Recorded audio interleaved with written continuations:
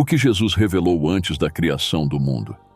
Se você acha que conhece todas as orações mais poderosas da Bíblia, pode estar perdendo a maior de todas. Em João 17, Jesus não apenas orou, ele revelou mistérios que desafiam nossa compreensão da eternidade e da glória divina. Você já se perguntou como era a relação entre Jesus e Deus antes da existência de tudo? Prepare-se para descobrir verdades que podem transformar sua maneira de enxergar o propósito de Cristo e nossa conexão com o Pai. Jesus explicou quem ele era antes da criação do mundo. Existem muitos mistérios que Jesus compartilhou conosco, entre eles, os eventos que ocorreram antes da criação do mundo. Isso foi registrado no livro de João. A oração mais significativa, já feita pela pessoa mais extraordinária que já existiu, é uma oração poderosa. A oração de Jesus em João 17 é um dos capítulos mais significativos de toda a Bíblia. Nele, podemos sentir as batidas do coração de Jesus enquanto ele ora ao Pai. A Bíblia está repleta de grandes orações. Ficamos impressionados com a oração de Salomão, a oração de Abraão e a oração de Moisés. Mas esta oração é, de longe, a maior registrada na Bíblia. Jesus falou sobre a glória e majestade que compartilhava com Deus Pai antes da existência do mundo, conforme registrado em João 17, versos 1 ao 5. Quando Jesus falou essas coisas, ele levantou os olhos ao céu em oração e disse: Pai, chegou a hora. Glorifica teu Filho, para que teu Filho te glorifique, assim como lhe deste poder e autoridade sobre toda a humanidade. Agora, glorifica-o para que ele conceda a vida eterna a todos aqueles que lhe deste, para serem seus permanentemente e para sempre. Agora esta é a vida eterna, que te conheçam, o único Deus supremo e soberano, e da mesma forma conheçam Jesus como o Cristo. Eu te glorifiquei aqui na terra, completando a obra que me deste para fazer. Agora, Pai, glorifica-me junto contigo, com a glória e majestade que eu tinha contigo antes que o mundo existisse. Antes da criação da terra, havia Deus, e Deus tinha majestade com seu Filho. Gênesis contém numerosos começos, incluindo a criação do homem e de outras criaturas. Mas é claro que Deus não começa aqui. Deus estava presente no início da Bíblia e está escrito que ele estava presente na criação do universo antes da existência do nosso mundo. Tinha que haver algo ou alguém eterno, e a Bíblia deixa claro que essa pessoa é Deus. As Escrituras realmente nos mostram isso em vários versículos ao longo dela. A Bíblia ensina que Deus é não criado e eterno em seu ser, ou seja, ele sempre existiu e sempre existirá. Em Gênesis, capítulo 1, o singular El é substituído pelo plural Elohim, que significa 3 ou mais deuses. Como resultado, a primeira frase da Bíblia em Gênesis usa um substantivo no plural com um verbo no singular. Pode-se argumentar que é gramaticalmente incorreto, mas teologicamente correto, implicando que Deus é 3 em 1. A verdadeira oração muitas vezes revela o íntimo de uma pessoa, e João 17 é uma oportunidade única para ver a natureza e o coração de Jesus. Nesta oração, Jesus aborda muitos dos temas desenvolvidos neste evangelho. Jesus pede para ser glorificado. Pai, chegou a hora. Glorifica teu Filho para que teu Filho também te glorifique. Antes, a hora da glorificação de Jesus ainda não havia chegado. Agora, a hora chegou.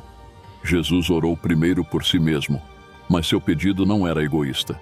Sua preocupação consigo mesmo era uma preocupação pela glória do Pai. O Filho só pode glorificar o Pai se o Pai primeiro atender à oração do Filho. Glorifica teu Filho. Jesus não esperou até o trabalho na cruz para glorificar a Deus Pai. Toda a sua vida glorificou a Deus na terra. Jesus glorificou o Pai por toda a sua vida, desde sua circuncisão e dedicação no templo, passando por seus anos de obediência silenciosa em Nazaré. Jesus glorificou o Pai por meio de sua fé, obediência e trabalho ao longo de seu ministério terreno. Cada sermão pregado, cada pessoa cega ou doente curada, cada instrução e treinamento para os discípulos, cada confronto com líderes religiosos corruptos, cada pergunta respondida e cada toque amoroso glorificaram a Deus Pai. Então lemos: Eu terminei a obra. Jesus, com confiança divina e certeza, viu o trabalho na cruz como já concluído. Jesus pediu ao Pai para glorificá-lo, mas com a mesma glória que o Pai tem. A oração de Jesus não era de forma alguma uma expressão de independência, mas de total e contínua dependência de Deus Pai. Numerosas pessoas pleiteiam por seus louvores e atenção, mas o pedido delas para serem glorificadas é vastamente diferente da oração de Jesus. Glorifica-me junto contigo. A diferença reside entre dependência e independência. Também lemos: com a glória que eu tinha contigo antes que o mundo existisse. Jesus tinha consciência de sua pré-existência e da natureza dela. Ele sabia que houve um tempo no passado eterno quando Deus, o Filho, e Deus, o Pai, compartilhavam glória. Jesus não poderia orar honestamente ou somente assim, se ele não fosse o próprio Yahweh, igual ao Deus Pai. Em Isaías 42:8, Yahweh proclamou que ele não compartilha sua glória com ninguém. Se Deus Pai e Deus Filho compartilham sua glória, ambos devem ser Yahweh. Jesus tinha um pedido principal: que o Pai o recebesse de volta à glória que ele havia renunciado para cumprir sua tarefa. Este pedido de retorno à sua glória original implica de maneira inequívoca sua preexistência e igualdade com o Pai. Confirma sua afirmação de que ele e o Pai são um, João 10:30.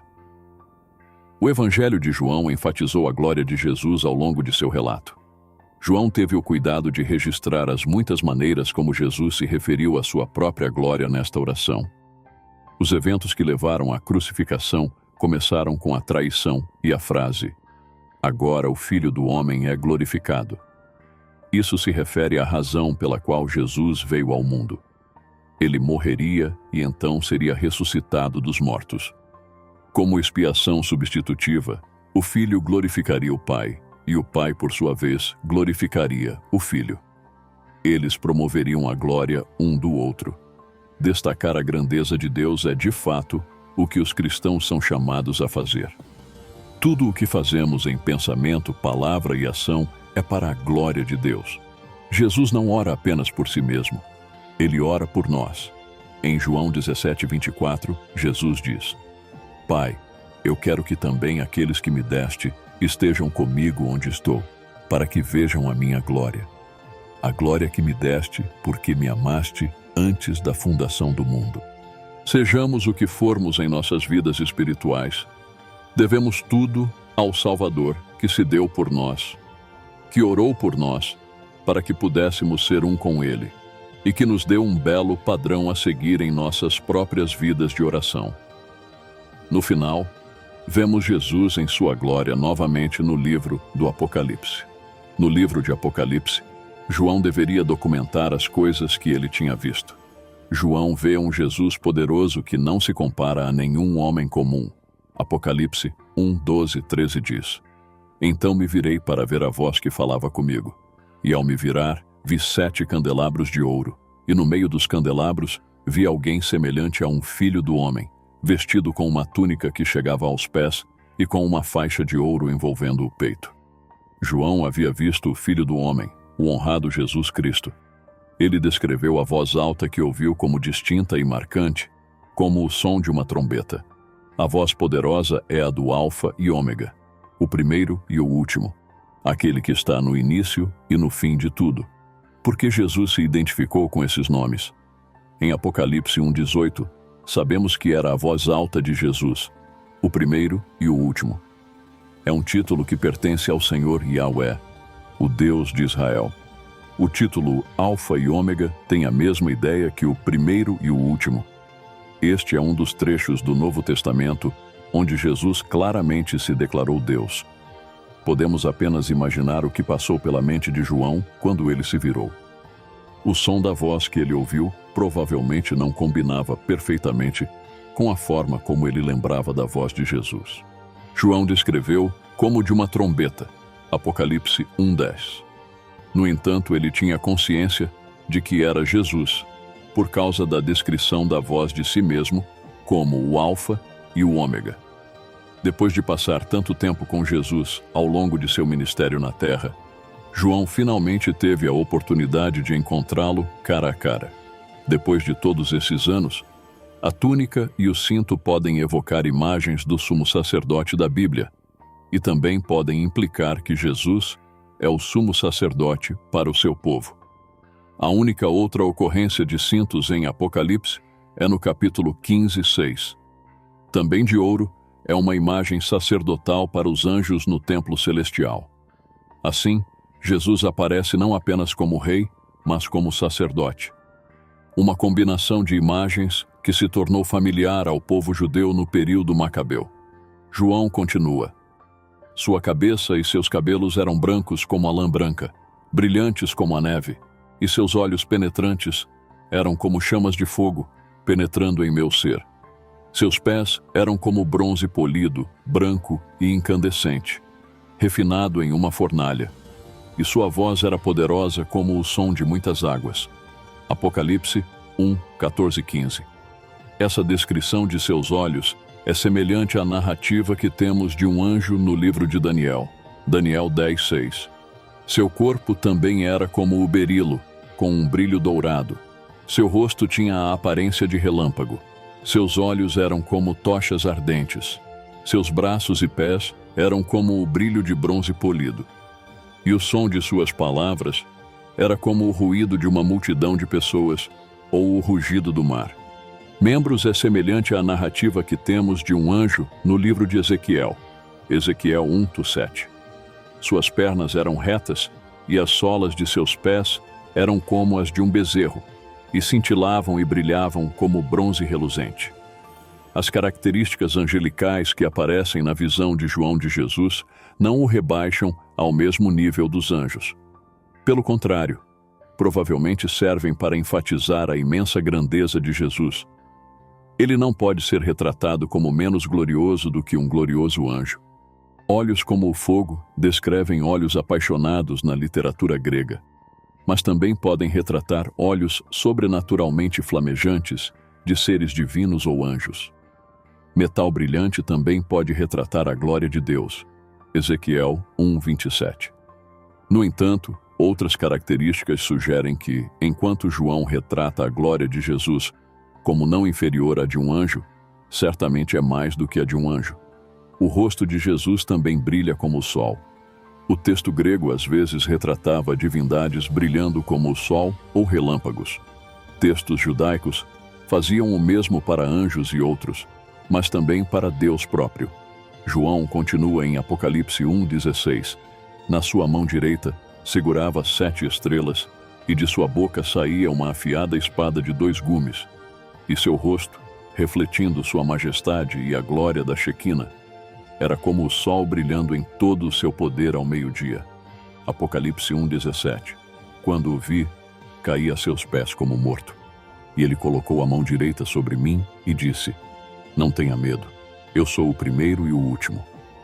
A divindade absoluta, o Filho de Deus. Mesmo que João fosse um apóstolo que conheceu Jesus enquanto ele estava na terra, ele ficou maravilhado ao ver essa visão incrível. Mesmo os 3 anos que João viveu na terra com Jesus não o prepararam adequadamente para o momento em que Jesus apareceu a ele em sua majestade celestial. Naquele momento, João percebeu o poder divino e a majestade que Jesus renunciou enquanto vivia na terra. Filipenses 2:7. Ele renunciou temporariamente à expressão externa de igualdade divina e à sua dignidade legítima. Ao assumir a forma de um servo e ser feito na semelhança dos homens, ele se tornou totalmente humano, mas sem pecado, sendo totalmente Deus e totalmente homem. Neste momento, João sabia o quão milagroso era Jesus ocultar sua glória e autoridade enquanto caminhava nesta terra. Apocalipse 1:18. Eu sou o vivente, fui morto, mas eis que estou vivo para todo o sempre, e tenho as chaves da morte e do Hades, o reino dos mortos. Jesus é aquele que viveu, morreu e está vivo para sempre. Ele possui credenciais de ressurreição e vive para nunca morrer novamente. A vitória que Jesus conquistou sobre o pecado e a morte foi eterna. Ele não ressuscitou dos mortos apenas para morrer novamente. Jesus é o único que possui as chaves do Hades e da morte. Alguns acreditam que o diabo tenha a autoridade ou o poder para decidir quem vive e quem morre. Estão claramente enganados, pois apenas Jesus tem as chaves do Hades e da morte em sua forma original. O Apocalipse era conhecido no grego antigo como Apocalipse, que significa revelação ou desvelamento. O livro do Apocalipse é uma revelação de Jesus Cristo no sentido de que pertence a Ele. Ele é quem faz a revelação. Jesus é a pessoa sobre a qual o livro nos fala, porque precisamos de uma revelação de Jesus. A grande falha de muitos professores é que Cristo, para eles, é um personagem no papel. Certamente mais do que um mito, mas ainda uma pessoa do passado distante, um personagem histórico que viveu muitos anos atrás e fez admiráveis feitos pelos quais somos salvos, mas que estava longe de ser uma realidade viva, presente e brilhante. Esta é uma razão significativa pela qual Deus escolheu revelar essa informação sobre Jesus Cristo à humanidade. Ele deu para mostrar aos seus servos. Deus revelou essa informação para que ela possa ser compartilhada com outros e não mantida em segredo. Esta é uma apocalipse, uma revelação, não apócrifa. Alguns diriam que não deveríamos nos preocupar com a profecia, que é um exercício frívolo. Mas, se Deus se importou o suficiente para falar sobre isso, devemos nos importar o suficiente para ouvir. Alguns nos dizem que o que ainda está no futuro não deve ser examinado até depois que aconteceu. Em conclusão, a visão de João no livro do Apocalipse revela a majestade e a glória transcendentais de Jesus Cristo. Este não é um retrato comum de um ser celestial. É uma descrição extraordinária de um Salvador que transcende até mesmo a grandiosidade dos anjos.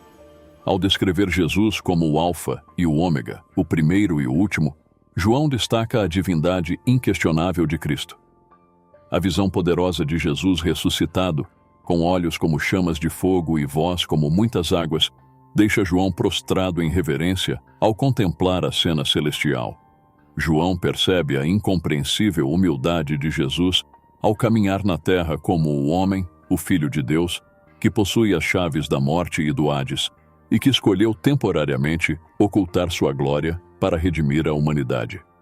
A revelação de Jesus não é apenas uma previsão do futuro, mas um testemunho da eternidade, do sacrifício redentor e da vitória sobre a morte. Que essa visão profunda de Jesus nos inspire a reconhecê-lo, não apenas como uma figura histórica distante, mas como o Deus vivo, presente e eternamente glorioso.